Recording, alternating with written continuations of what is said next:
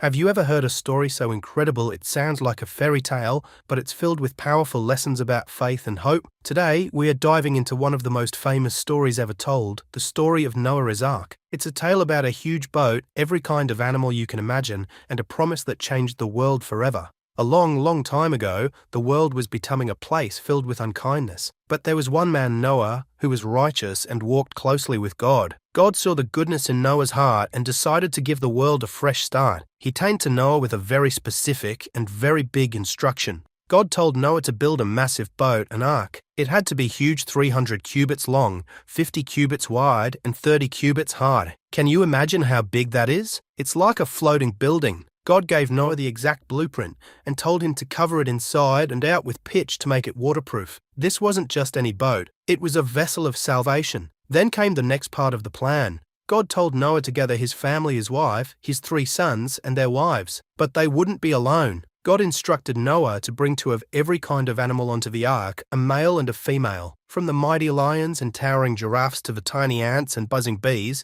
they all started coming, 2 by 2, heading for the safety of the ark. It must have been an incredible sight. Noah did everything just as God commanded him. He built the ark, gathered his family, and welcomed the animals aboard. It was a monumental task that required immense faith and obedience. Once everyone and every creature was safely inside, God himself shut the door. Then the rain began. It didn't just drizzle. It poured for 40 days and 40 nights. The waters rose higher and higher, covering the fields, the hills, and even the tallest mountains. The whole world was flooded, but inside the ark, Noah, his family, and all the animals were safe and dry, floating on the water. After many months, the waters finally started to go down. The ark came to rest on the mountains of Ararat. To see if the land was dry, Noah sent out a dove. The first time, it came back. The second time, it returned with a fresh olive leaf in its beak, a sign of new life. The third time, the dove didn't return, and Noah knew it was safe to leave the ark. When they all stepped out onto dry land,